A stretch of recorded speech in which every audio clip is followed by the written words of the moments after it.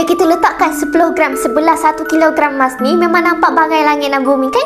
Tapi jangan pandang rendah, walaupun kecil saiznya 10 gram emas ni, tapi hari ni bernilai RM6,100. Dalam dunia simpanan emas, bukan jumlah gram yang paling penting, tetapi matlamat simpanan kita itu yang paling penting.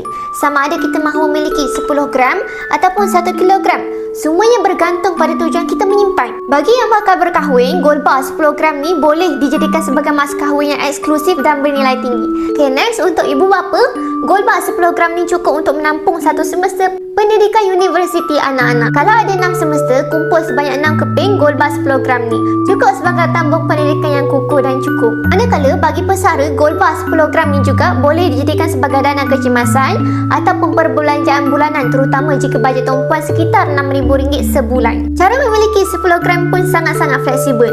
Tumpuan boleh beli secara full payment jika tumpuan ada bajet besar ataupun menabung sedikit demi sedikit melalui akaun Mas Gap Gold Accumulation Program. Tak wajib simpan setiap bulan. Bila ada duit lebihan, boleh terus tambah simpanan emas. Contohnya kalau tumpuan simpan 1 gram sebulan, dalam masa 10 bulan, gold bar 10 gram ni sudah jadi milik tumpuan.